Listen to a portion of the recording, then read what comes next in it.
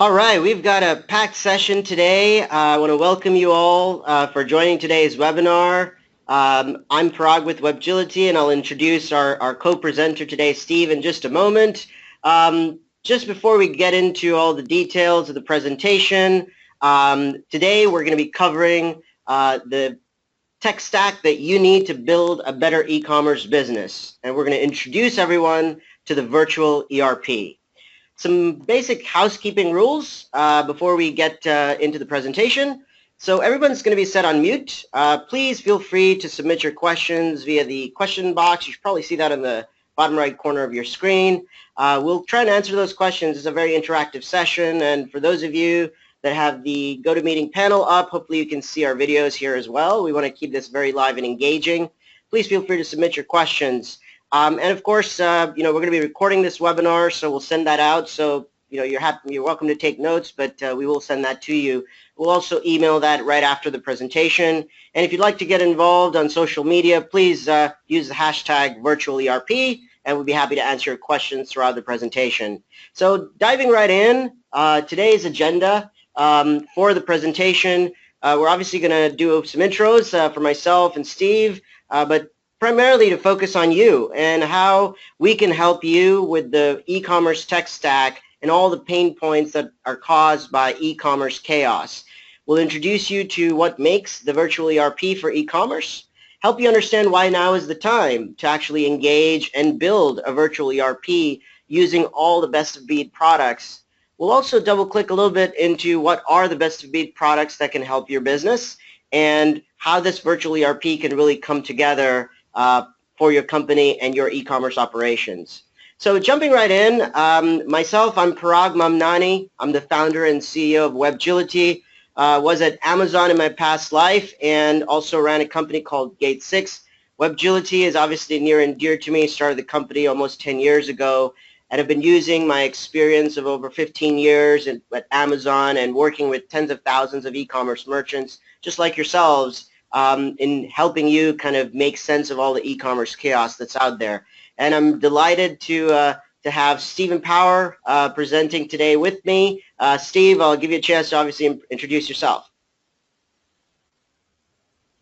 Thanks, Parag. G'day, everyone. It's Steve Power here. Great to be on the call with you today. A little bit about my background. I am currently the Chief Commercial Officer with Catapult Sports, which is a sports technology company publicly listed, working with 25,000 elite athletes in 50 countries. Prior to that, I've worked in teams which have built over 5 successful startups, one from 0 to 50 million of revenue, one from 0 to 100 million of revenue, one from 0 to $500 million of revenue, which we listed on the NASDAQ, and another company more recently, I'm the former president of BigCommerce, which was an e-commerce platform that we took from a startup to 100,000 clients around the world. And I've also been formerly on the board of Shipping Easy, which is an e-commerce shipping company. So this is an industry that I love and I'm fascinated by, and I'm really excited to be on the call and working with Parag and helping you today. Thanks, Parag. Thank you, Steve. And yeah, Steve brings an illustrious career and experience in e-commerce, and we're absolutely delighted to have him present with us today. Jumping right into exactly what is the Virtual ERP and talking about what makes the key components of the Virtual ERP. Before we get in, what we would like to do is really get a pulse for the audience. So if you would, you'll see on your screen a poll that comes up. Tell us what are some of your biggest pain points, whether it is the idea that you have very little time to grow your business, whether you have too many apps that you're using to run your operations, your inventory problems, or visibility into your profit margins. And Steve, I'm sure you've probably heard these pain points time and time again in all of your experiences. Absolutely, Parag. There's never been a better time to start an e-commerce business. It's so easy and cost-effective to do it, and it starts off with a dream, but soon you can become a victim of your own success and you run out of time. There's too many things going on. It can get complicated. So it's great to be on the call today, finding out some of the challenges that people are having and some of those which I think we can help them with. That's excellent. That's excellent. And the poll results are just trickling in, and we'll share those live with everyone. As you can see on your screen, it's really broad and it's a mixed bag. We're not surprised that everyone's sort of biggest pain point is that they have really no time to grow their business. And unsurprisingly, there's no visibility into profit margins and they're using too many apps. So very much excited in some ways to see this result because it sort of proves our fundamental thesis around how we can help with a virtual ERP. So thank you everyone for participating in that poll. We have a couple more coming up in following slides, but as you can tell from that poll and through all the experience that both I have had over these years, and Stephen can also chime in, but most SMBs really have, once they start to sell, they find the sort of growing complexity as they add more and more apps to their business. What that does is you start to see some pain then of each application with fragmented data. And at the end of the day, Steve, you put it all together and more apps means you pretty much have no power or control and it becomes an unsustainable business. Yeah, Parag, it gets complicated. I mean, e-commerce used to be really hard. It used to be expensive and take a lot of time and be very difficult. And then it got easier and cost effective. But the problem once again is people get successful and they have a finance package, they have inventory, they have stock, logistics, CRM, they have all these transaction processing, returns, they have all these different systems and it suddenly becomes difficult. And so that's where I think you need some help to bring all those systems together. Yeah, that's absolutely right. So you can see, our little crying Legos there, but really what it means is, if you're not selling, you probably don't see much pain, but the moment you start to become a little profitable and you start to generate some volume for your business, it starts to become really, really hard. And really, this is what is the emphasis of our presentation today as we talk about the virtual ERP for e-commerce. And our objective really is to figure out a great way so that small businesses, all the audience that is listening in and many that will view this presentation later, is help them figure out what are the key components that are important to their back office and how do they bring them all together to form the virtual ERP. And that ultimately the goal there is for Webgility to bring it all together and help them build a better business. So we're going to talk definitely about some of the systems at play, but Steve, what do you think about sort of the concept of a virtual ERP and how do you contrast that with kind of what is ERP and share some thoughts there for the audience? Yeah, sure, Parag. I mean, personally, having worked with over 100,000 merchants around the world, I've seen it all. I've seen the girl going through college who starts a fashion website and is shipping T-shirts. I've seen the guy who's shipping out sports equipment. I've seen the lady who's literally putting out homewares. I've seen the guy who's literally building out homewares and other products. And I've literally seen businesses scale from doing, $1,000 a month up to millions of dollars a week. And so I've literally seen that whole journey. And when I think ERP, I think enterprise resource planning. And to me, what that means is, hey, all those systems that I need to run my business. So I think, first of all, I need a store, right? I need a place where I can store my stock, my inventory. I can have pricing. I can run some demand generation, some social, and land people at my store. I'm thinking about some accounting. So maybe I have QuickBooks or a financial package that I'm using to account for all this.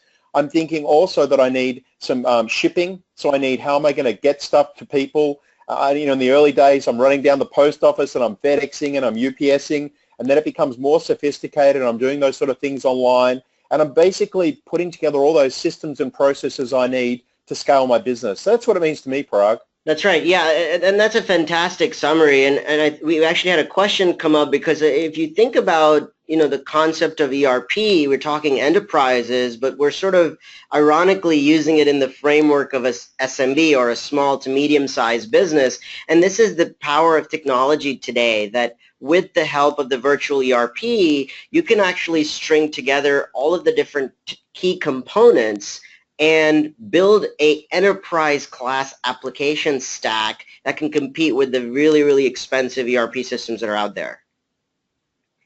Yeah, Parag, I like to think of it this way. When I'm running my business, there's a whole lot of things that I need to do, and hopefully I'm not using too many Excel documents and Google documents and notepads and Post-it notes. Hopefully I'm using a few online systems, and with the cloud these days, it's very easy to get those systems and cost effective to get those systems. The only challenge is you wake up one day and you've got all these systems and they may not be talking to each other. And so you've got these interfaces, you've got these pools of information that aren't getting anywhere, and it can be a problem.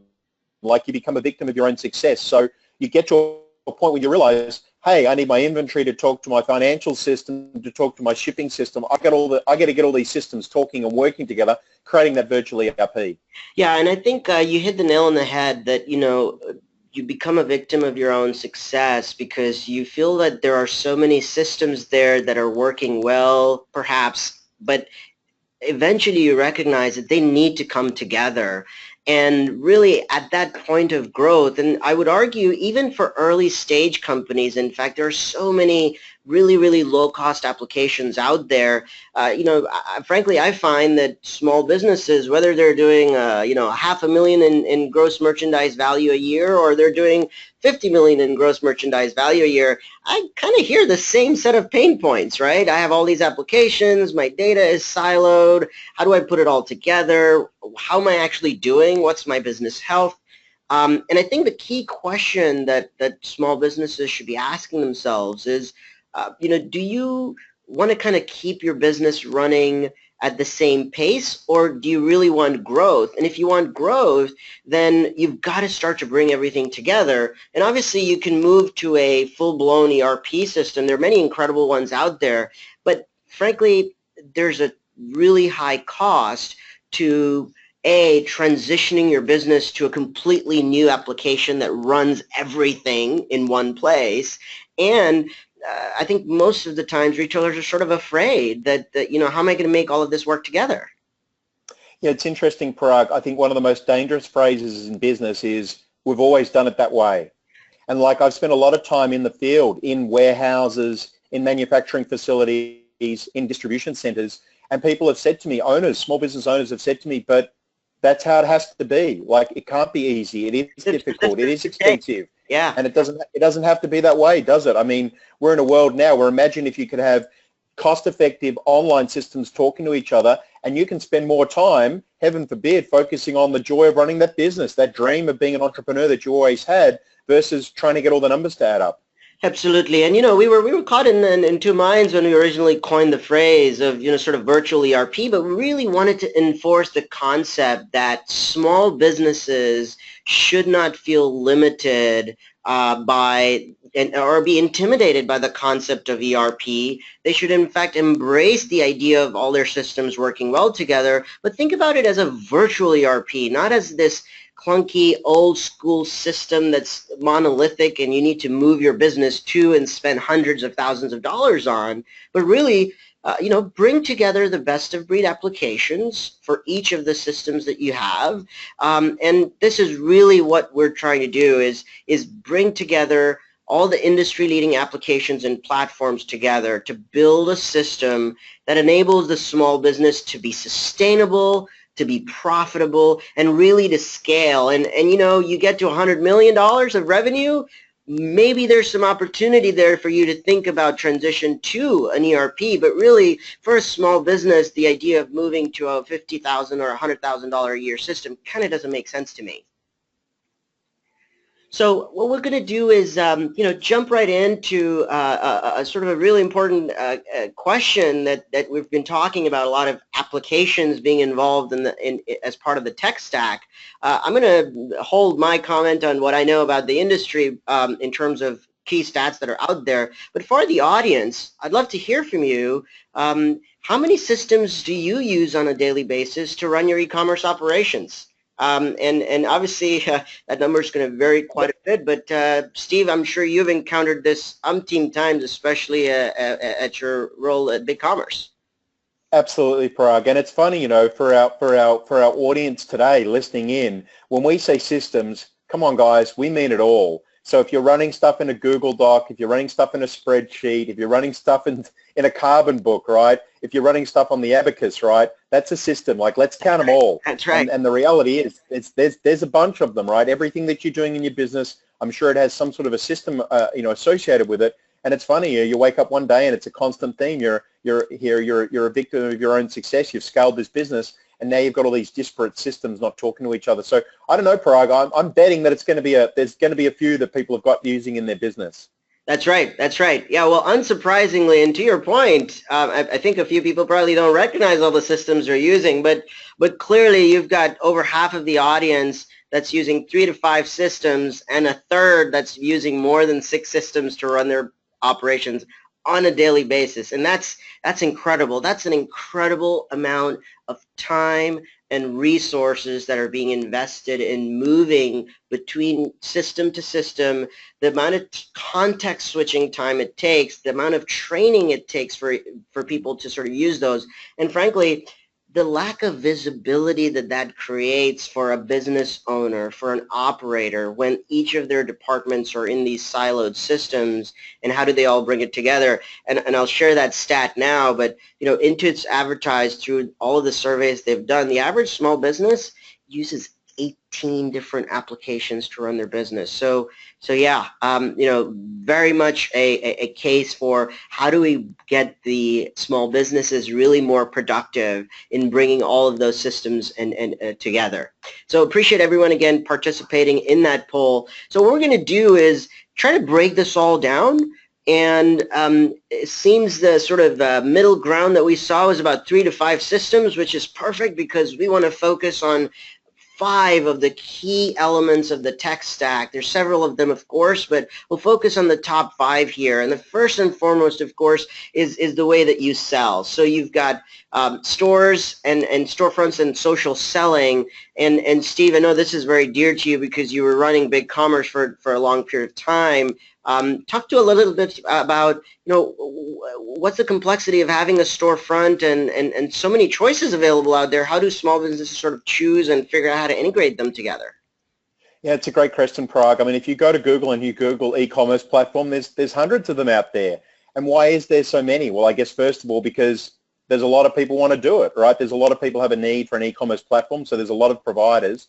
I think also it depends on your unique business circumstances. So a lot of people want to run their business in the cloud and they want to pay a monthly subscription as they go, but some people actually want their own app on their own server in their own office and they want to highly customize it to make it really, really unique to their business. And also there are different types of business. You might be into a high-moving consumer products business. You might be into a low-volume, high margin or high price point business. You might be in a consumer business. You might be in a B2B business. There are different types of platforms for the different type of businesses that you need to run. But there's a bunch of different factors, Parag, that help decide what's the right platform for you.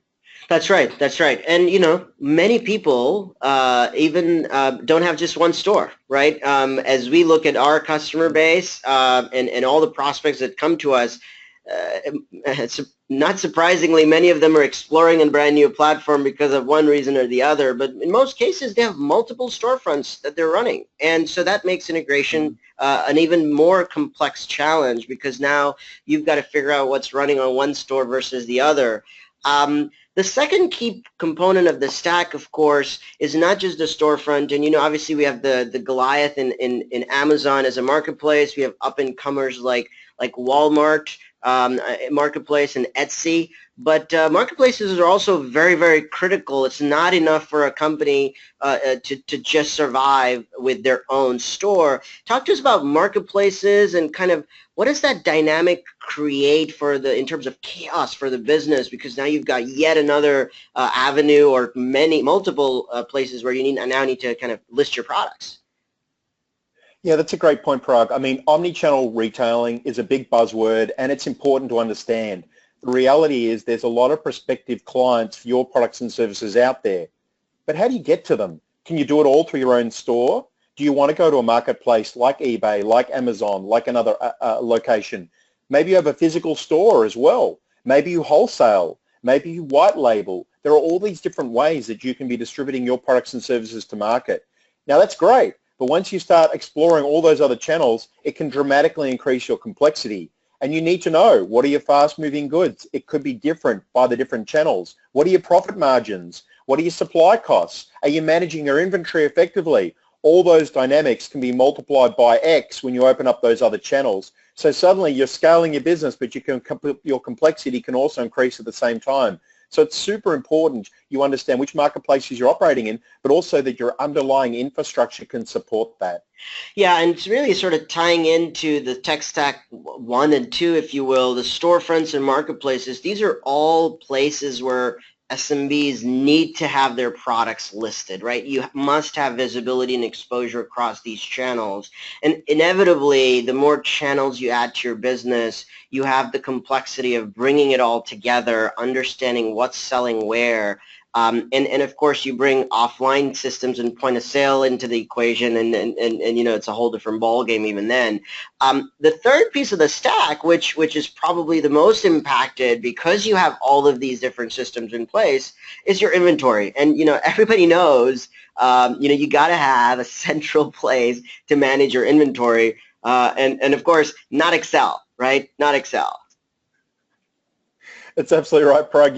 You'd be amazed some of the businesses I've seen, the scale that they're at, and they're using Google Docs and Excel to manage them. And I don't understand why. You don't have to. You shouldn't. It's not expensive, and you can save so much time and efficiency by having the right systems. So having a good inventory system is pretty critical to running your business. That's right, and not only is it critical, but recognize that organizing the information, it's also about structure, right? You've got to have your catalog system really, really well structured, because you might think about your business today as, you know, 1,000 transactions a month or 5,000 transactions a month, but the moment you start to scale that and you add multiple locations, perhaps you think about third-party drop shipping or warehousing, you really need to have an inventory system that can scale beyond what an Excel spreadsheet can do for you. And you know, we find a lot of our customers will start off by using either their storefront as their inventory master catalog, or they might use even QuickBooks for their inventory, and that's great, right? But as you scale, you want to have the flexibility to have more granular control over your inventory and purchasing. So as you add that key component to your tech stack, again, more the reason as you move from system to system that you have this grounding sort of gel, this application layer that helps keep it all together. And that's what we, again, want to reiterate is the concept of virtual ERP, just connecting everything together. So I'm going to move into certainly some more details about inventory coming up in the next few slides, but the tech stack number 4 is shipping. And I know this one's dear to you. You work very closely with a company called Shipping Easy. It's one of our partners. As we talked about inventory systems and partners like SKU Vault and Skubana that are in our ecosystem, talk to us a little bit about why is shipping, why is there so many shipping applications out there, and how does a merchant sort of grow their business knowing that they could have, you know, yet another standalone system to drive their fulfillment? Yeah, great point, Parag. I mean, shipping is just so critical. People don't realize it. This is where you make money or you lose money, right? If you're paying too much for shipping, you're pricing yourself out of the market. This is also where you determine a great customer experience. Like your clients ordered something, now they want it yesterday. So you need to get the best possible deal you can on shipping at the best possible price. It needs to be done efficiently and accurately. It needs to be delivered to the right location, and it needs to not be damaged on the way. So shipping is incredibly important, and it's important to have a platform that can literally ensure that you're getting the best deal at the best price. It's being shipped quickly to the right address. And so shipping is a critical part of your infrastructure. Yeah, and we just had Michelle from the audience ask a question, which is fantastic. This is precisely the kind of questions we love. She asked, you know, can I just use FedEx? And you know, it's sort of funny, but this is kind of the reality of what's happening in the marketplace today, that all of the different carriers, the shipping providers, they have a lot of different systems and different tools that you can use. So, you know, there was a time you could, you know, just take your boxes out to the FedEx store and you know, get a printed label there.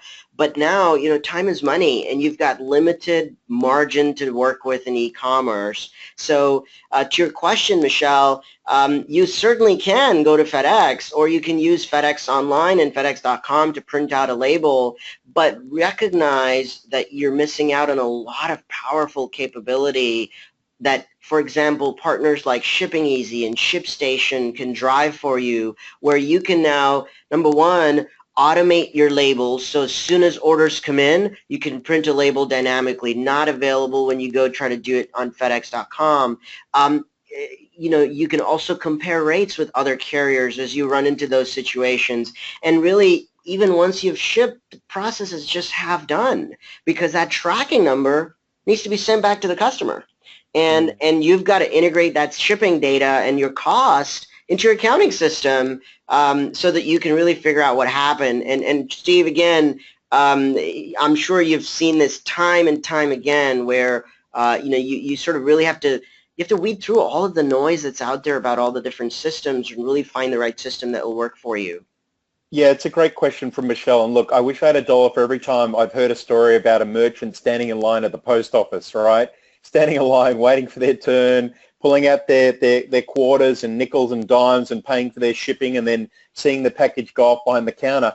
Those days are over. What you want to do is have a shipping platform, and literally as the order comes in, like Parag said, the label's automatically printed. You can compare all the different shipping options, get the best possible deal for that weight and dimension of package. The label automatically prints. It's in your inventory. The shipper actually comes past your home or your office or your warehouse. They pick it up from you. They take it off to the client. You can track it on the way. The client can track it on the way. It's in your inventory system, and you'll see a delivery receipt when it's delivered. And if there's a problem and it has to be returned, that's all handled automatically too. And these systems are not expensive. They're easy to use, and they're so powerful and available these days. And Shipping Easy is a great solution to explore. Yeah, and they're a great partner for us, and there are a lot of different options. And for smaller volume shippers, there's now even free plans available.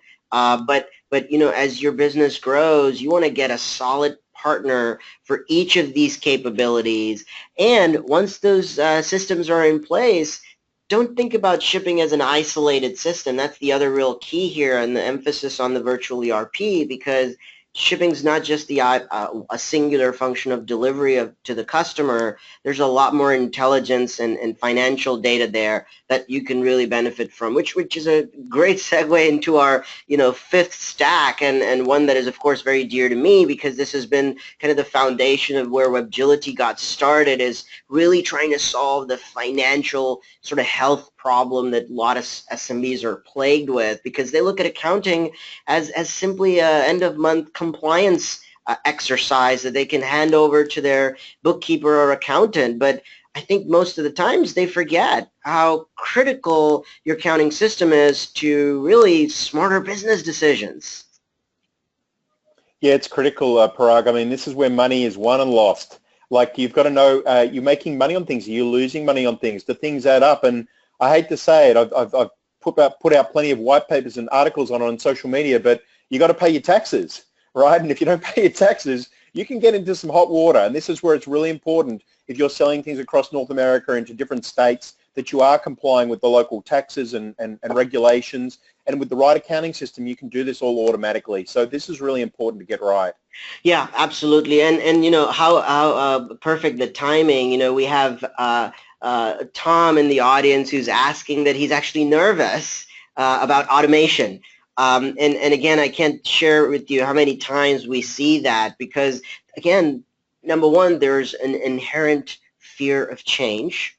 You're obviously caught in your day-to-day a tedious workflow, and you don't want that engine to stop, so it's really hard to sort of take a break and think about how to put everything together.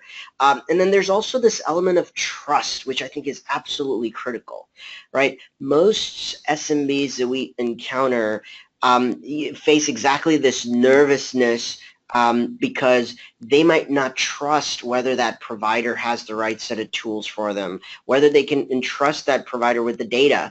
And I would say, really, it's time to sort of shed yourself of that nervous anxiety. And this is why Webgility's come together here with all of the best of breed applications in the industry. We've worked so closely with these partners. All of them have a tremendous customer base. Their products are proven and certified and tested, and they all come with incredible amount of service backed by their software and their team. So when you're ready to automate, and if you're thinking or have any hesitation, reach out to the partner and bring them together, run a proof of concept. And Stephen, I'm sure you have some learnings along the way of how do sellers sort of overcome that nervousness of like taking what is sort of a very controlled manual process to something that's completely automated. Yeah, look, Parag, I mean, it's one of those things where everyone wants progress, but nobody wants change, right? Change can be a little bit scary and uncomfortable, and hey, we've done it that way and it's working. But what if it could be easier? What if it could be more efficient? What if it's not that expensive or difficult? And there's plenty of help out there, whether or not you work with a partner, whether or not you work with the fantastic service team at Webgility who can give you great advice and support. There are people out there that can help you. And this stuff's not hard to set up. I remember back in the day when setting up your store and setting up your financials and your accounting used to be difficult and time-consuming and expensive. It's not anymore. So many of these platforms can literally be set up in hours and minutes, and they're cost-effective and easy to run, and they're all in the cloud, so you don't need expensive computers. So I really encourage you to explore it, and why not reach out to the friendly team at Webgility and get some advice here. We've definitely got experts who have guided other people successfully through these changes. That's right, and that's we lead with service first. So when customers call in, we often find we're spending less time talking about our software and more time in helping them sort of navigate all of that chaos. And this is precisely why we had sort of this awakening of what our role is in the community and the rise of this virtual ERP, because we want to really let all of the sellers out there be able to, without any nervousness or anxiety, be able to sort of engage with us and our partners. And the key is, having a way to bring all of the systems together, because even if you've solved one part of the problem with a shipping provider, you pretty much still need to figure out how does it all work together? How do all the 5 pieces of that stack come together to build a better business? And integration there is the key, because once it's all working together, you see tremendous value. And we've got an exhaustive list of our partners, and we're constantly adding new ones. But it's sort of evident on the slide. But Steve, what does the world look like when it all comes together?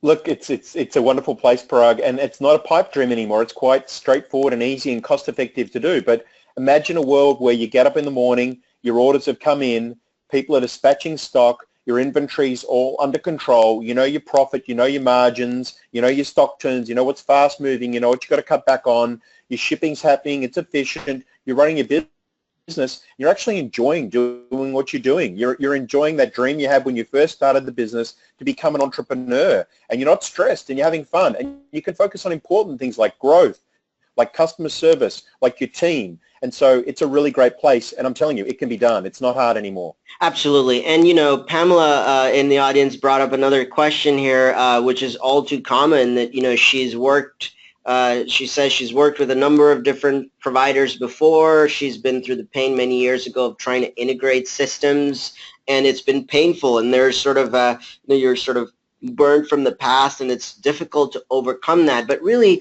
this and it's a really subtle but important point. While it is very important to call out that we're referring to this as the virtual ERP.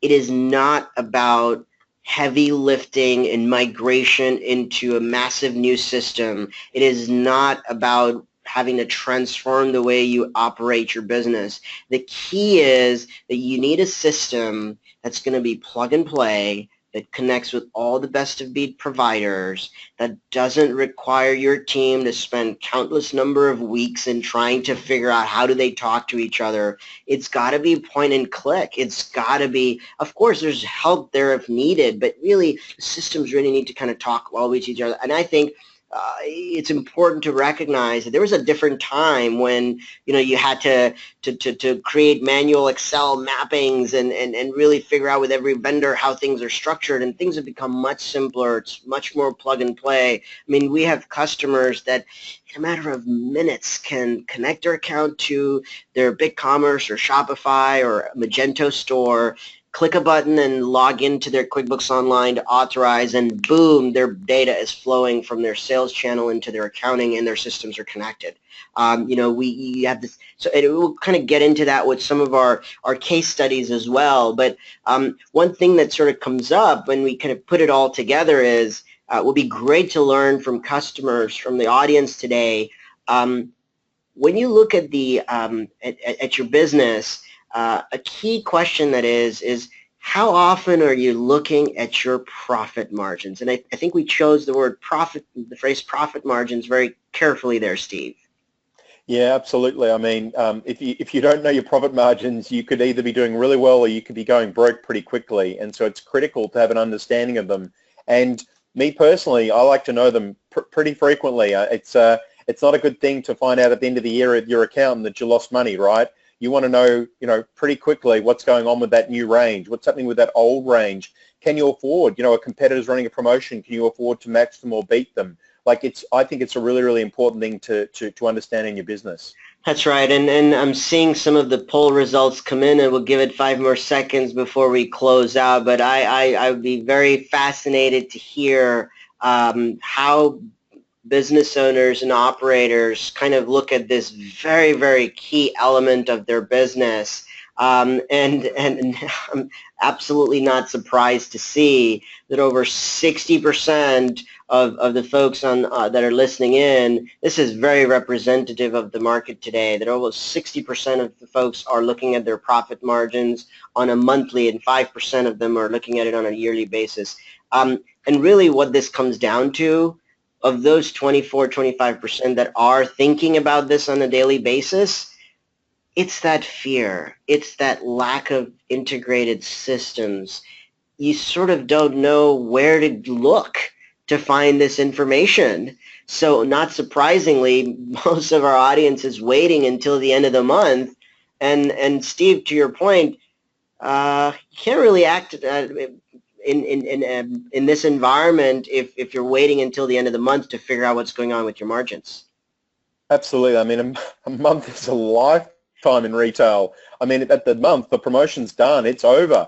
Did you make money? Did you lose money? I don't want to be finding out on the 30th of the month that I lost money. I like to know on a daily basis how things are going. I mean, I might have to adjust the prices up or down. I might have to do a special, rush shipping or something like that. I think you need to know on a daily basis what's happening with those margins so you can stay competitive in the market, but also making sure that you're getting a return on your investment. Yeah, and I'm sort of smiling because I'm a data nerd. I want to look at the data like minutely, so I didn't even put that up on the board. But I want to know exactly how the business is doing and the health, because that makes me more informed, right? As the CEO, as a business owner, as an operator, as a finance professional in an e-commerce business, you want to be in control. And the way to get there is to move what's a very sort of operations-heavy manual business.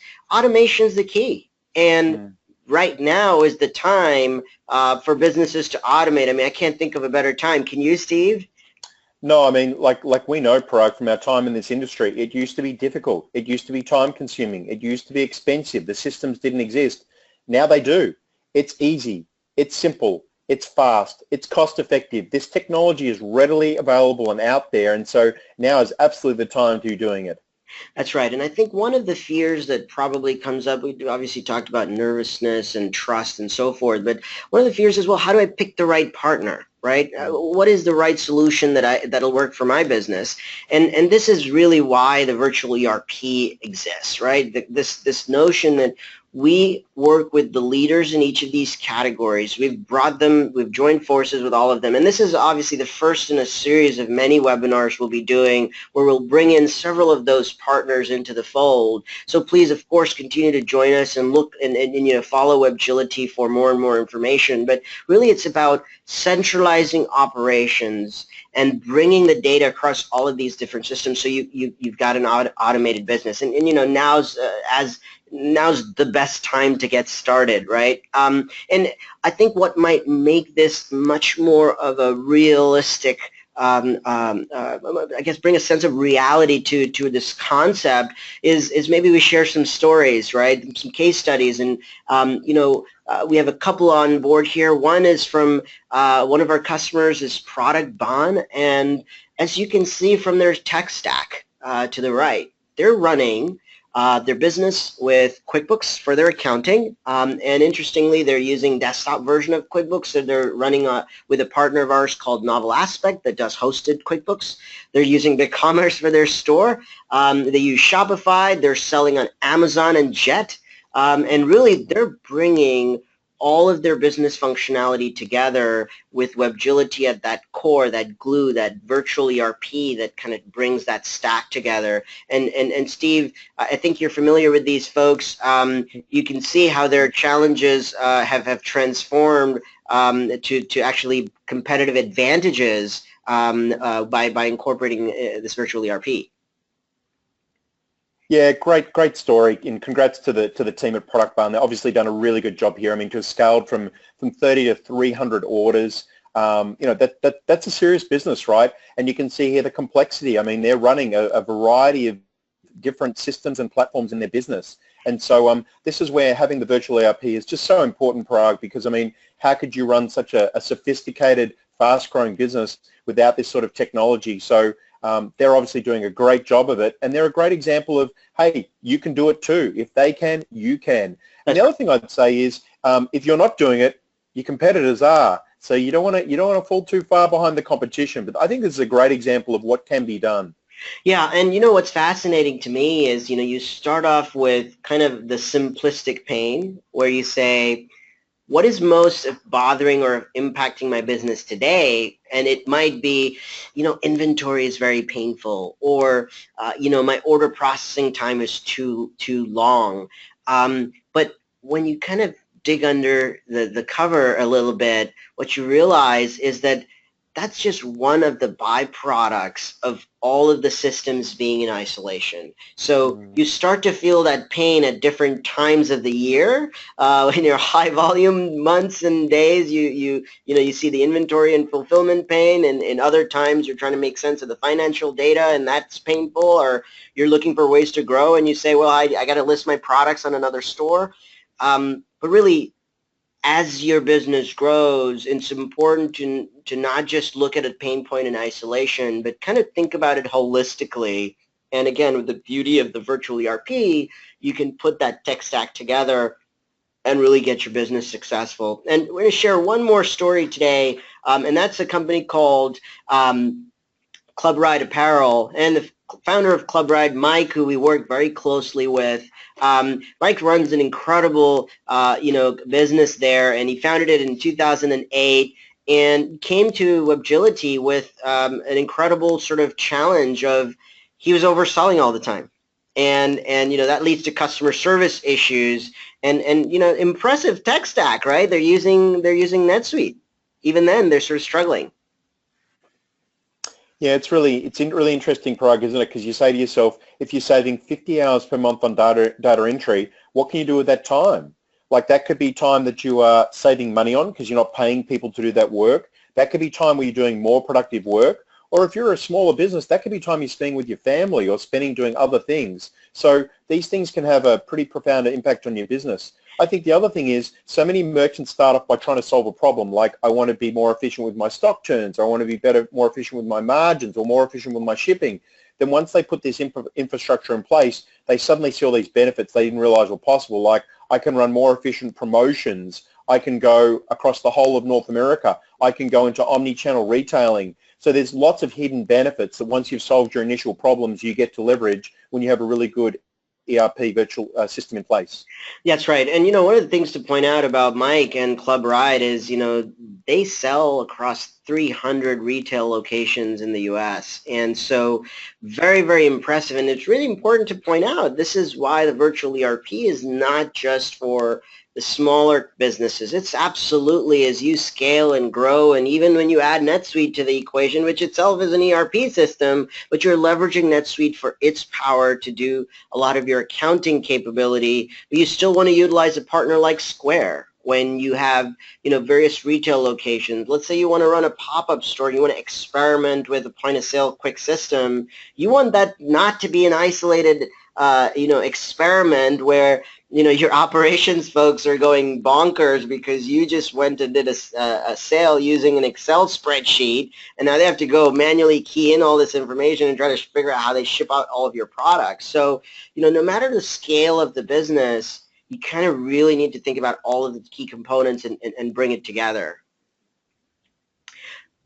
So Steve, I think one thing that would be very great to sort of touch on is the concept of app stores, right? So I think that is where most sort of small businesses get started. Either it's searching on Google, or they go to their platform and they look at the app store.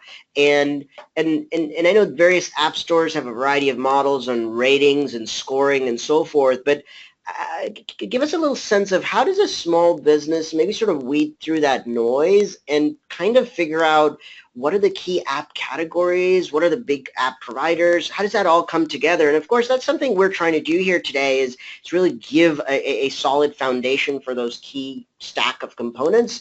But talk about, how do you navigate the world of the app stores and figure out what's the best for your business? Yeah, it's actually pretty straightforward, Parag. So for example, let's say you've started off and you have a store and it may be on BigCommerce or Shopify or one of those key platforms, and then you've identified that you have a problem or a need or an opportunity in your business and you're trying to work out what's my next platform, what's my next app. Well, so many platforms like BigCommerce, for example, have an app store, and so you can go there and you can pick out what other apps you need to run your business. And what's great is they have ratings and review systems. So you can read from other merchants just like you who've gone through the same challenges just like you and who've selected and used these apps. So you can read ratings and reviews just like we do for a movie on Netflix or a product on Amazon or whatever the case may be. We can read apps and reviews from other merchants who've used these apps just like the Apple App Store. And so we can help work out what are the right apps for us, what are the pros and cons and benefits. We can make sure that we're picking the right apps to scale out our business. It's actually pretty easy. And a lot of these apps have free trial periods. You can turn them on, give them a go. If they work out, great, start subscribing. Or if they don't, deinstall and use another one. So it's actually a really, really simple and easy ecosystem to navigate around now. Yeah, and to your point, all the app store providers and many of our partners have made it really, really easy for you to pick, what's the right solution, because many of them offer free trials. I think we have a few questions coming up from the audience, so we'll kind of pull those up. One question that, Richard is asking also with regards to how do you get started is, what are the pros and cons of integration, right? And specifically he's asking what are the pros and cons of integration with QuickBooks, and that's a fantastic one, and I probably feel most empowered to speak to that one. We've been integrating with QuickBooks various systems for our customers now for over 10 years. And throughout this journey, we've encountered mostly pros to this integration. And I'll speak to the con here. Really, what integration to QuickBooks does in terms of the challenge for you is it sort of forces you to have structure in your business, which it's not a con, but that's just to me the slight hurdle that sometimes businesses have to cross in order to see the tremendous value of integration. Too often we find that companies look at QuickBooks as their end of month, like we saw in the poll, the end of month, compliance, profit margin center. But really, if you integrate your business with all of your systems and your financial data, think about the power. on a daily basis, on an hourly basis, as the data is flowing across your systems and into your accounting, you have an incredible pulse over the financial health of your company. You know what your profit margins are, how your products are selling, how each channel is performing relative to the other. What sort of costs are you incurring for shipping? What costs do you incur in other parts of your fulfillment? How are your staffing costs impacting your profit margin in a given period of time?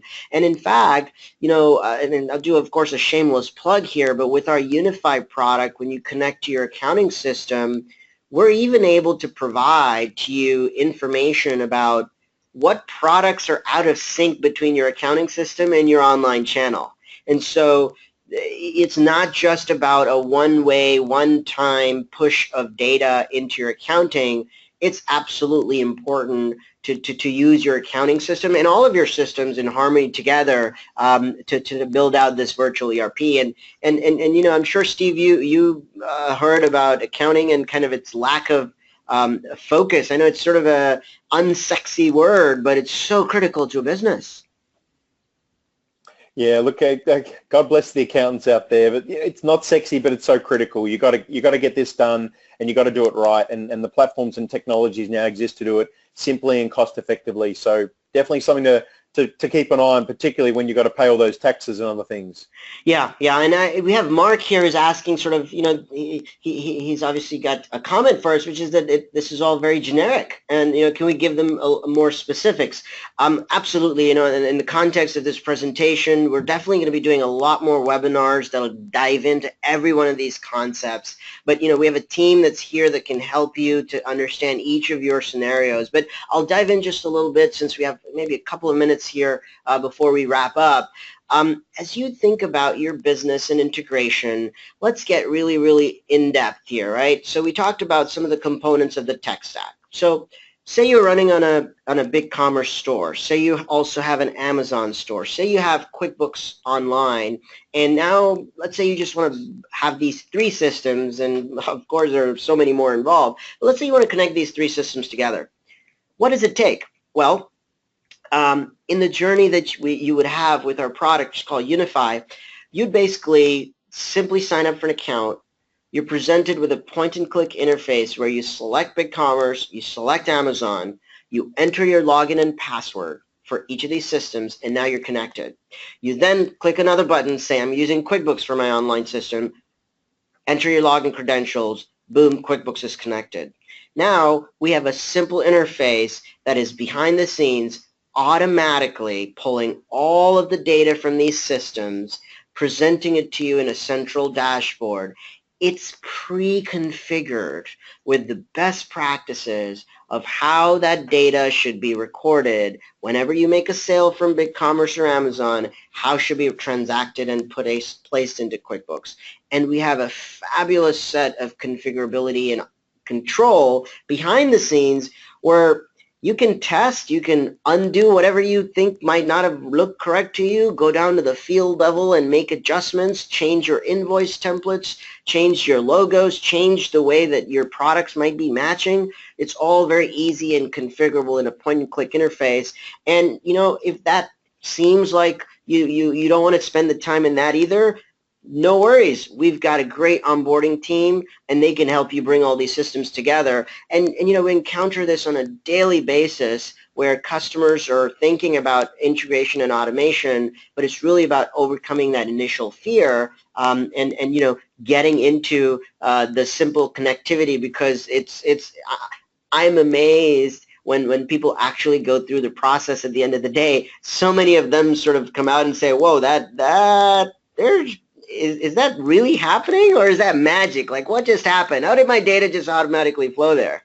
That's a great feeling, right, Steve? I mean, when things just start to work together.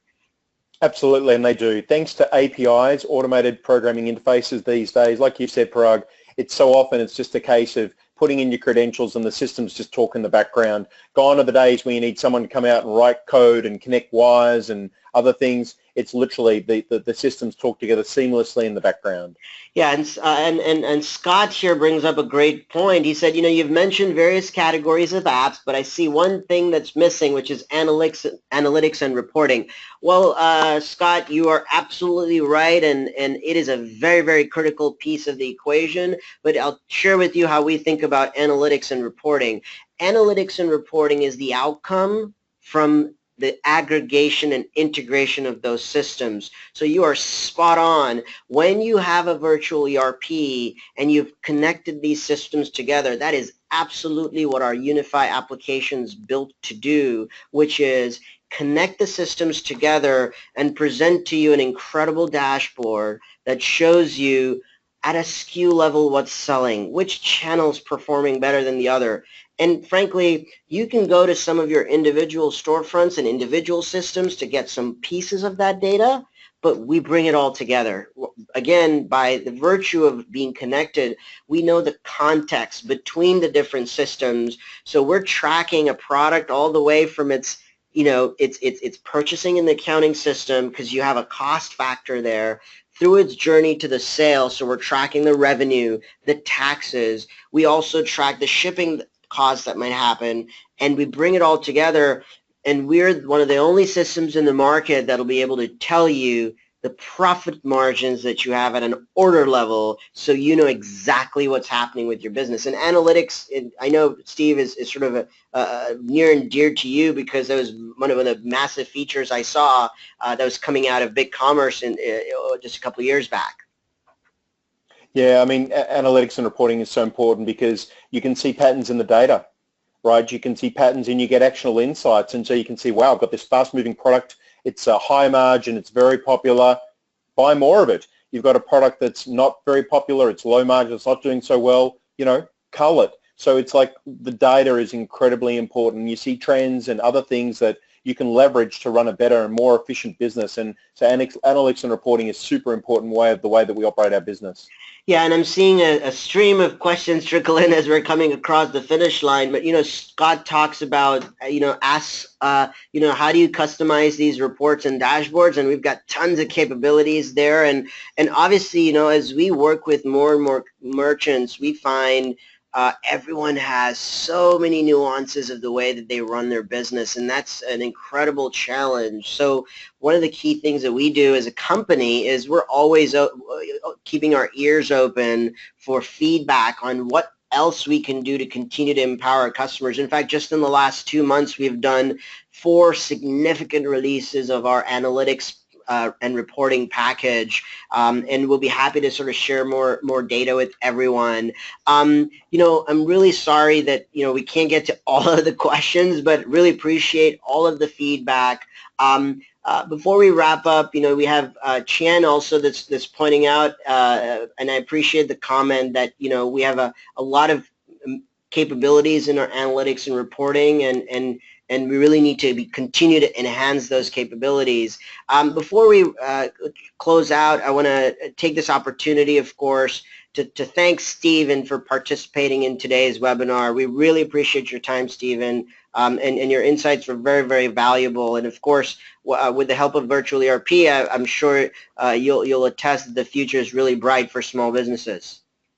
Absolutely, Parag. It's been great being on the call today. Thanks for having me. I really hope we've helped our audience today. Like I was saying earlier, there's never been a better time to start a business online. There's so many people out there. I mean, like, I don't know if everyone realizes it, but like small businesses power like 70 and 80% of the economies around the world. I mean, it's you guys on this call that are powering the global economy. It's not the big corporates. It's the thousands and thousands of small businesses that are powering the economy, that are employing people, that is putting kids through school, that are literally making the world happen. So I have huge respect for everyone on this call that's starting, running, growing a small business. You guys are doing really important work for the world, and this is a topic that Parag and I are very passionate about, and there's never been a better time to do it. And it's not hard, it's easy, you can get help, it's cost effective, and it's a really great time to become an entrepreneur online. So thanks for joining us. It's been a real pleasure, Parag. Thanks for the opportunity. I've really enjoyed being on the call, and I hope we've helped our listeners. Absolutely. Thanks again, Steve, and thank you everyone for taking the time to join us.